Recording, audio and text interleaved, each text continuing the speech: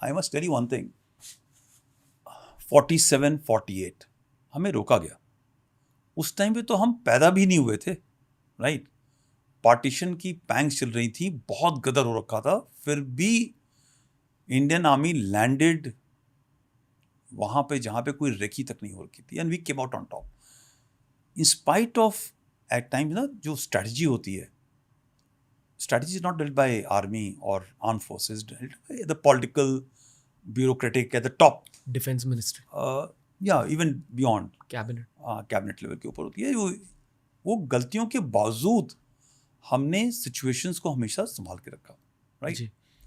So I will give you quick rundown. वो हो गया 62 के अंदर फोर्सेस ने अपना काम सही किया, राइट? हम तो हिस्ट्री देखते हैं ना, नॉर्थ ईस्ट के अंदर जहाँ पे हमारी थोड़ी सी हार हुई, और हमने उसको बहुत ज़्यादा प्ले आउट किया है अपनी हार को, because leaderships were changed, leaderships were wrong, their interference at some level.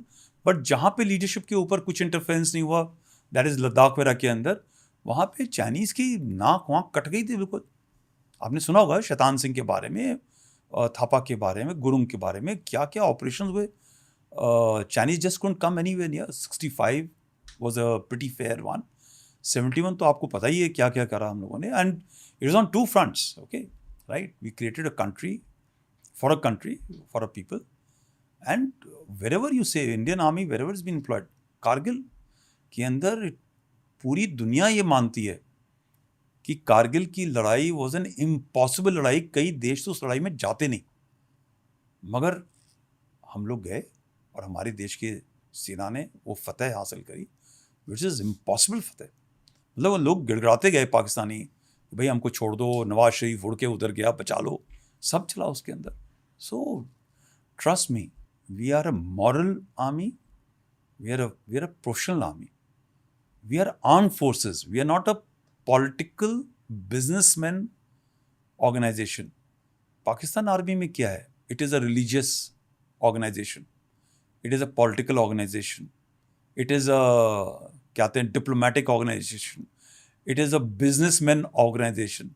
वो तो देश चला रही है ना, वो लड़ाई थोड़ी करने के लिए तैयार हो रही है। हमारे यहाँ पे देश चलाने वाले लोग अलग हैं, हमारा काम सिर्फ एक मिलिट्री प्रोफेशनल का है, वो है war fighting, right? So we are totally different. भारतीय फौज को बहुत ज़्यादा रिस्पेक्ट मिलता है in international arenas. A big aspect of that is experience, क्योंकि इतने सारे ऑपरेशंस होते हैं भारतीय फौज के टेन्योर के दौरान. Probably more experiences than other militaries from other parts of the globe. Absolutely. Fair to say? Fair to say. And a big chunk of those experiences are coming out of Kashmir. Yeah, of course, because of the current generation, right? But क्या होता है कि ये भी जो है इसका एक चंक, बट हमारी फौजें ना कई चीज़ों में इन्वॉल्व होती हैं, इंटरनल सिक्योरिटी ड्यूटीज़ के अंदर होती हैं, फ्लड्स आ गए, ठीक है, कोई क्लाइमेट का क्विक आ गया, कुछ ना कुछ होता रहता है जहाँ पे हमारे लोग इन्वॉल्व होते हैं। तो हमारी रिस्पेक्ट मिलिट्री ऑपरेशंस में ही नहीं है, मगर सिविलियन हैंडलिंग के अंदर है, राइट? एक मैं आपसे भी उतने ही प्यार से, इज्जत से बात करूँगा जितनी मैं किसी बुजुर्ग के साथ करूँगा। तो उसको हमारे जवान को पता है बुजुर्ग के साथ कैसे बात करनी है, लेडी को रिस्पेक्ट देना है, plus they are always under supervision. People skills and supervision ये है हमारी कि आप, हमारी इज्जत है, मेरी पलटन की इज्जत है कि अगर किसी हमारे जवान ने किसी ऑपरेशनल एरिया के अंदर किसी लेडी के साथ में दुर्व्यवहार कर दिया, तो मेरी बटालियन की इज्जत तुरंत खत्म हो जाएगी। It will always be remembered in my battalion और रेजिमेंट हिस्ट्री कि वो पलटन वहाँ थी, वहाँ पे ये गलत काम किया।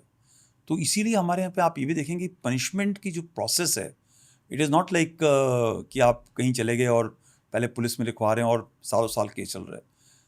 हमारे यहाँ तो तुरंत court of inquiry, court martial and thank you. So these are disciplining factors which are ensured कि एक हमारा जो पीपल स्किल्स हैं वो भी मेंटेन किया जाए। We will fire, we are train to fire only जब हम कंफर्म हो जाता है कि दुश्मन है। हम स्पेकुलेटिव फायर नहीं करते, चलो देख लेंगे, कोई बात नहीं, हो सकता है दुश्मन हो सकता है, कुछ वो जंगल है इधर फायर कर दिया ना, ऐसा नहीं है. Our fire is only for effect, only for enemy.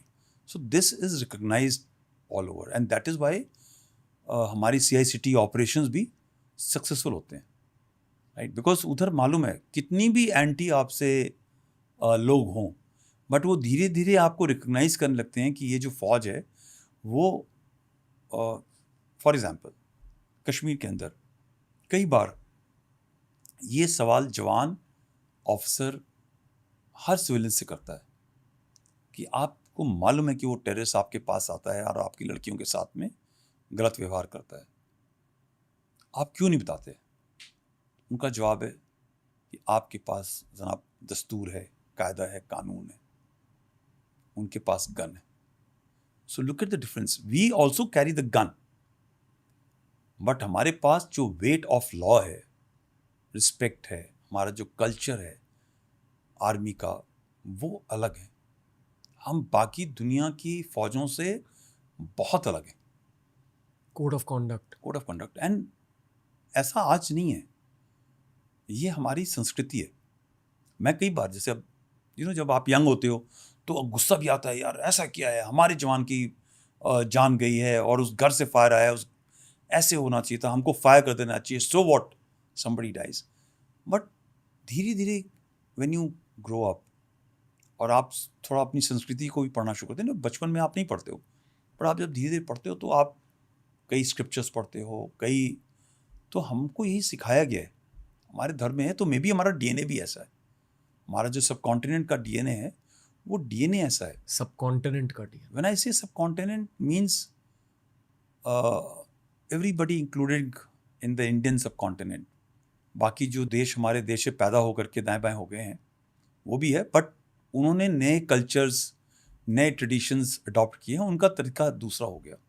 मगर हमारा तो हिस्ट्री का जो तरीका है, सेकेंड वर्ल्ड वॉर के अंदर हमारी देश की सेनाएं जहाँ जहाँ गईं, फ्रांस में गईं, इटली में गईं, अफ्रीका में गईं, वहाँ पे हर जगह लोग किताबों में लिखते नहीं हैं, बट वहाँ के लोगों से अगर आप बात कीजिए तो उन्होंने हमारे लिए मेमोरियल्स बनाए रिस्पेक्ट के लिए, क्योंकि हमारा कंडक्ट, ऑपरेशनल कंडक्ट दुश्मन के साथ भी व्यवहार अच्छा रहा है, परिवारों के साथ, फैमिलीज़ के साथ, सिविलियंस के साथ समझ. तो ये नहीं है कि ये इंडियन आर्म फोर्सेस का जो कल्चर है वो आज का कल्चर है, हमारा तो कई सिविलाइजेशनल कल्चर है.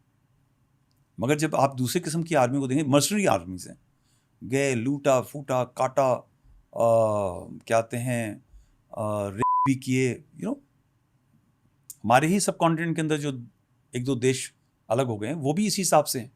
They have also taken the ideologies from other places, और वो भी अभी काटने पीटने के और लोगों को मिसयूज़ करने के लिए. आपको पता ही है कि बांग्लादेश के अंदर कैसे 1971 से पहले कितनी औरतों के साथ में क्या क्या हुआ है, तो सब डॉक्यूमेंटेड फैक्ट्स हैं.